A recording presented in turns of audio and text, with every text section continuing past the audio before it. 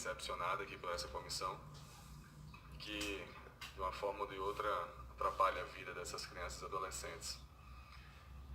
Para cada palestrante terão 20 minutos mais 10 e no final perguntas pela internet, que eu espero que as pessoas participem, porque é um tema importante, é um tema que pode estar acontecendo com você, na sua casa, na sua vizinhança. É disso que a gente está falando, dentro de uma escola, dentro de um ônibus, dentro de muitos lugares.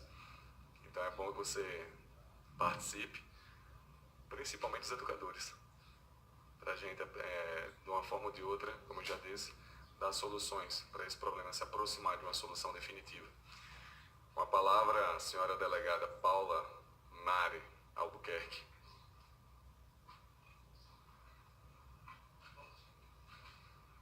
Bom dia a todos. Em primeiro, eu gostaria de agradecer ao senador, excelentíssimo Stevenson Valentim, pelo convite, pela oportunidade de estar aqui. Não só para falar como delegada de Polícia Federal, mas principalmente por ser a voz de tantas e tantas vítimas de abuso e de violência sexual. Muitas das pessoas nos perguntam números, dados, estatísticas. E a gente costuma dizer que a gente trabalha com subnotificações, com cifras negras. Nessa área, nesse tipo de criminalidade, qualquer número que a gente apresente nunca vai ser um número real, por mais altos que esses números sejam. Porque as vítimas, na grande maioria das vezes, permanecem em silêncio. É o que os estudiosos do tema costumam falar em muro do silêncio, que são diversos bloqueios, diversas sistemáticas que se formam, tanto psicológicas quanto culturais, para que a vítima não fale. Alguns estudos mundiais dizem que esse tipo de crime chega a apenas 10% é notificado. Então, para a gente ter uma ideia, mesmo que a gente apresente números grandes, índices altos, isso seria em tese somente 10%. E mesmo que fosse um caso só apresentado, é um caso de estupro de uma criança. Então a gente tem que tirar também alguns mitos que pairam sobre essa temática, do tipo, a Polícia Federal, por exemplo, atua muito no combate à transmissão, à disponibilização dos arquivos de abuso e de exploração sexual de crianças na internet. E o que a gente se depara, a materialidade desse crime, são verdadeiros atos monstruosos, atos de tortura. E um dos mitos que a gente precisa quebrar é de acreditar que um abuso acontece de forma impulsiva, que o abusador, que o criminoso, ele age por impulso, e não age. Muitas das vezes o que acontece é um verdadeiro planejamento, tem toda uma estratégia de aliciamento dessa vítima, e essa vítima de alguma forma é enredada para que aquele crime aconteça, e existe todo um processo de abuso. Aquela vítima permanece sendo abusada por anos.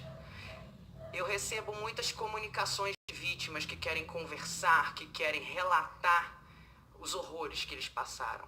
Conheço pessoas que falam, que se classificam como verdadeiras escravas sexuais dos pais, de familiares. Um índice que é verdadeiro é que a grande maioria dos abusos acontecem por pessoas próximas da família. Não necessariamente familiares, mas pessoas que são do conhecimento da criança, que são do conhecimento daquela família. E a gente percebe que para que isso aconteça, para que esse processo de abuso aconteça com uma criança, é porque todo o sistema falhou. Aquela família, aquele responsável falhou na segurança daquela criança. Mas nós também falhamos, porque aquele processo perdura ao longo do tempo. Então todo o sistema, seja o sistema de saúde, seja o sistema de educação, seja o sistema de justiça criminal, falhou. E quando eu comecei a trabalhar nessa área como delegada, eu achei que eu teria poderes de conter, de evitar, de estancar isso. E infelizmente a gente percebe que esse problema é muito maior. Não é um problema tão somente de polícia. Extrapola para diversas outras áreas. E por isso eu costumo dizer que a gente tem que ter um plano de enfrentamento ao abuso e à exploração de crianças. Porque quando todo esse sistema falha, essas crianças vão poder contar com quem? Então, alguns exemplos que a gente pode demonstrar que o sistema está falhando: não existe, por exemplo, uma estrutura montada, preparada para acolher essa criança. Então, quando a criança está sendo vítima de abusos, por exemplo, por pessoas próximas da família, ela não pode contar com aqueles familiares. E às vezes ela vai se socorrer na escola. Às vezes vai ser o sistema de saúde que vai conseguir identificar algum sinal. E esses sistemas, normalmente, eles não se comunicam.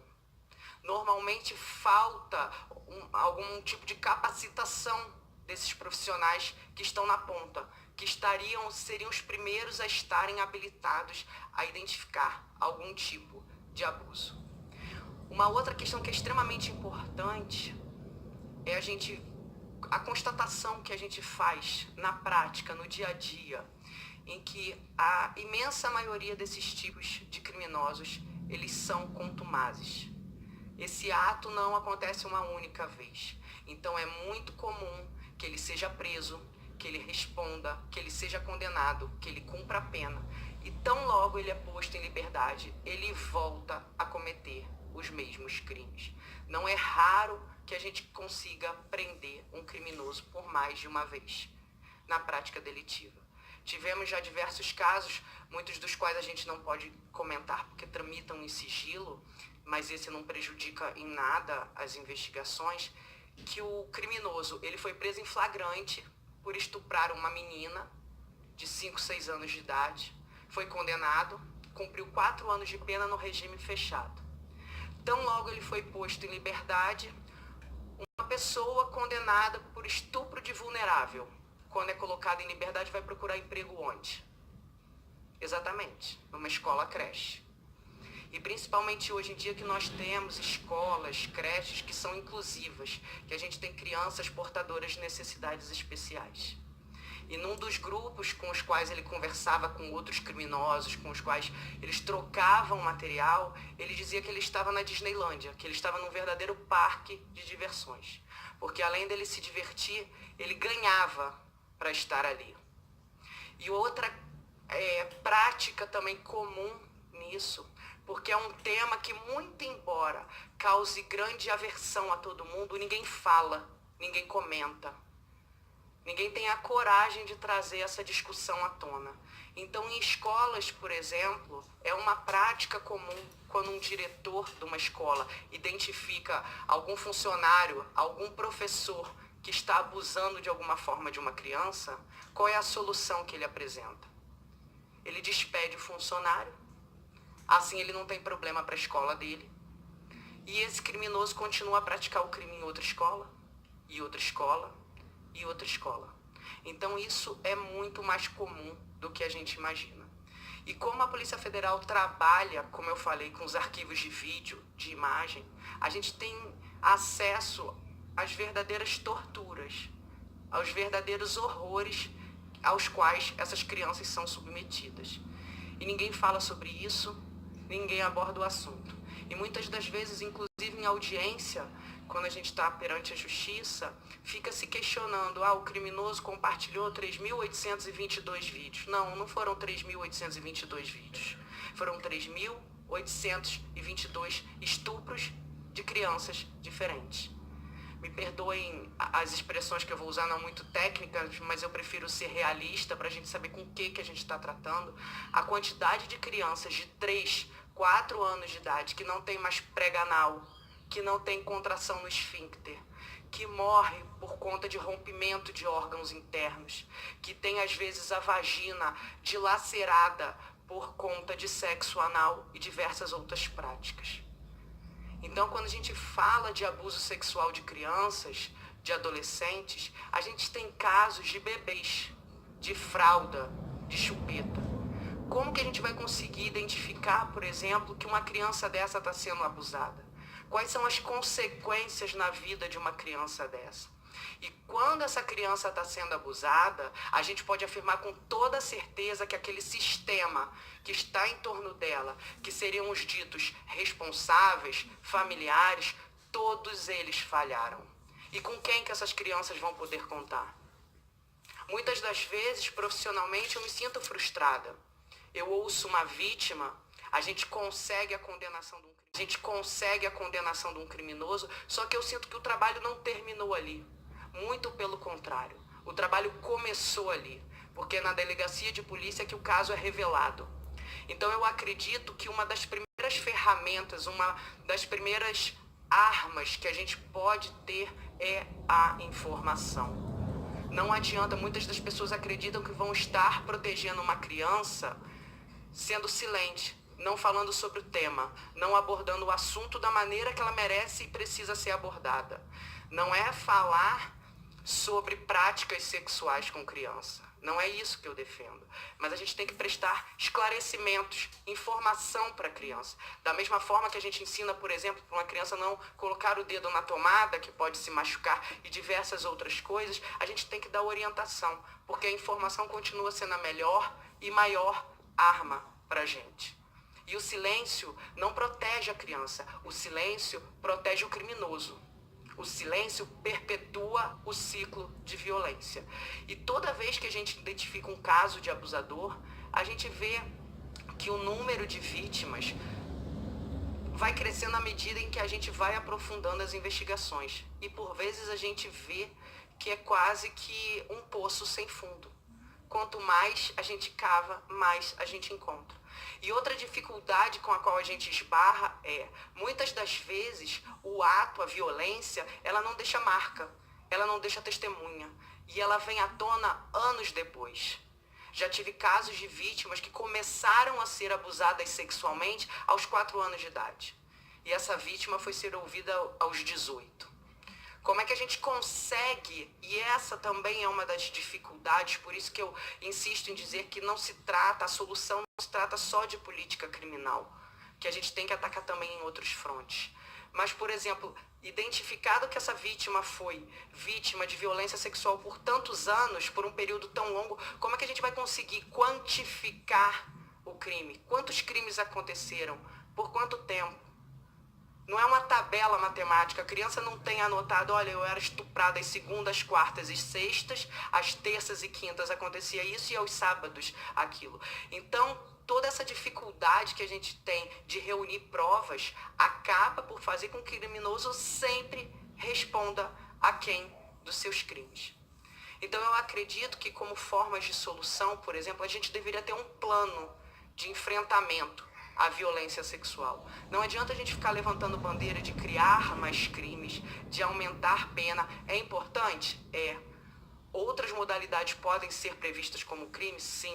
O aumento de pena também, em alguns casos, é importante? Sim. Mas isso não resolve. A prática mostra que eles saem e continuam a delinquir. Então a gente tem que encontrar alguma maneira de realmente conseguir proteger nossas crianças.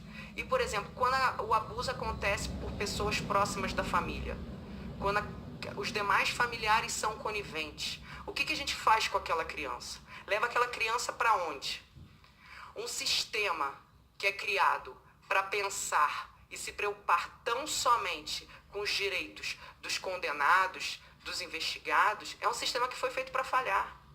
A gente precisa lançar um olhar atento e cuidadoso em relação às vítimas. Aquela vítima está abandonada.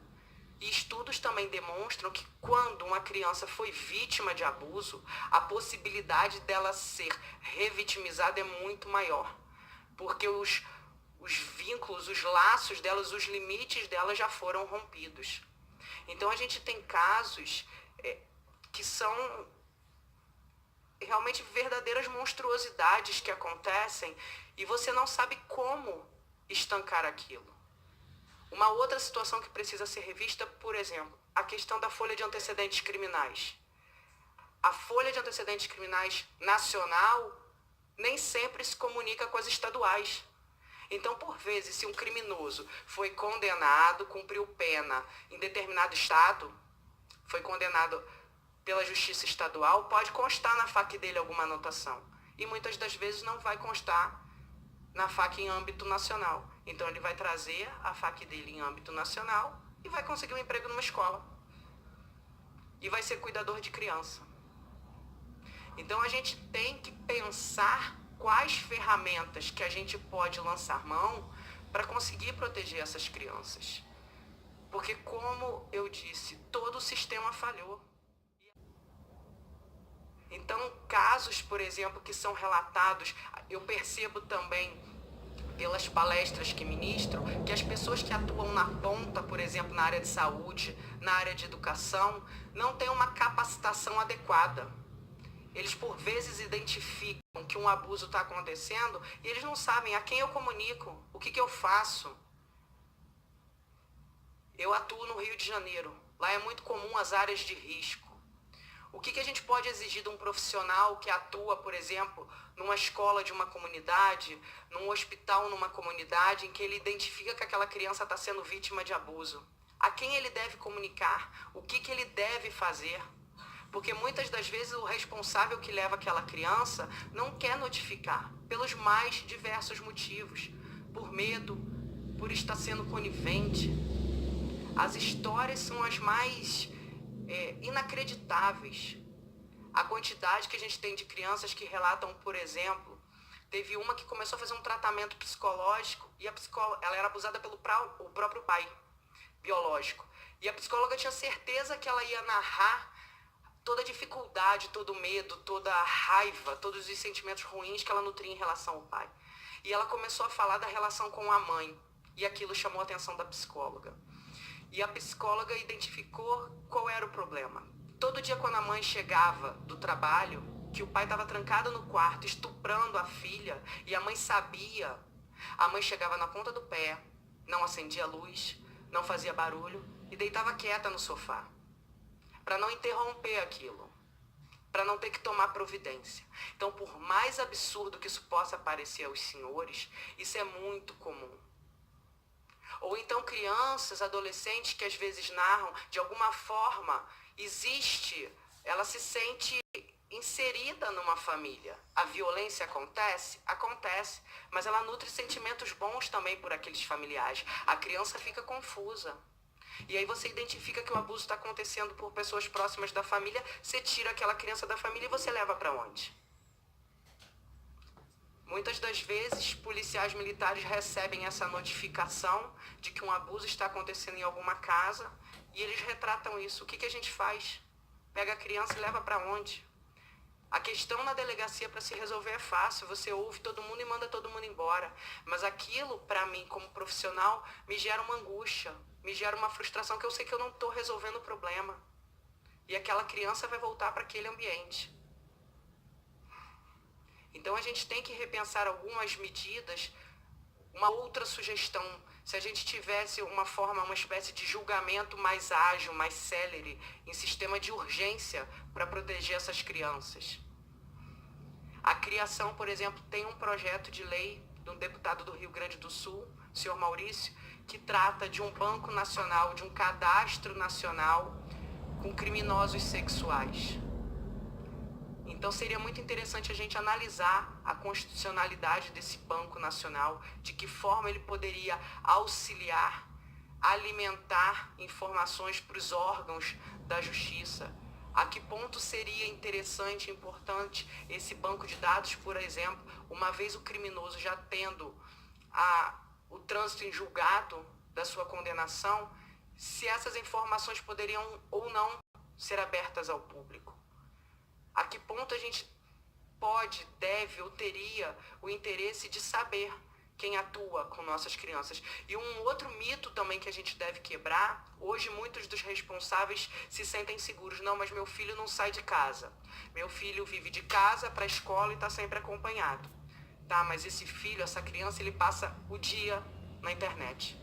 E hoje em dia é um dos lugares em que a gente mais encontra abusador sexual de criança. Onde é que um abusador sexual de criança vai estar? Onde tem criança. Então ele vai aliciar as crianças através de redes sociais, através de plataformas de jogos.